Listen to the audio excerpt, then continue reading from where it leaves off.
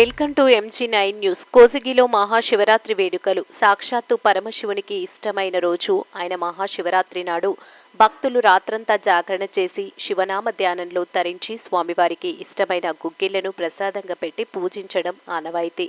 కర్నూలు జిల్లా కోసిగి మండల కేంద్రంలో శివాలయం నందు, బసవన్న ఆలయం నందు, శ్రీ వాసవి కన్యక పరమేశ్వరి ఆలయం నందు, శుక్రేశ్వర ఆలయం నందు మహాశివరాత్రి వేడుకలను భక్తులు భక్తి శ్రద్ధలతో జరుపుకున్నారు.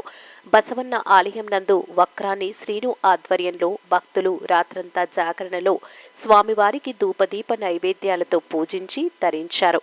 నూతనంగా నిర్మించిన శ్రీ వాసవి కన్యక పరమేశ్వరి ఆలయం నందు భక్తులు మహాశివలింగాన్ని పాలు, నెయ్యి పదార్థాలు వంటి పదార్థాలతో అభిషేకాలతో అర్చనలతో పూజించి మహాశివరాత్రి జాగరణలు జరిపారు.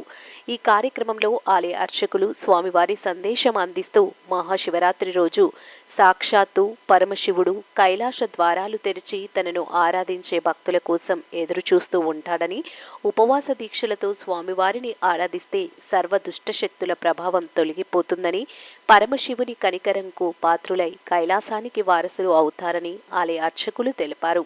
ఈ శివరాత్రి జాగరణను కోసిగి మండలంలోని భక్తులు భక్తి శ్రద్ధలతో జరుపుకున్నారు. MG9 టీవీ న్యూస్ ఛానల్తో కోసిగి రిపోర్టర్ సతీష్.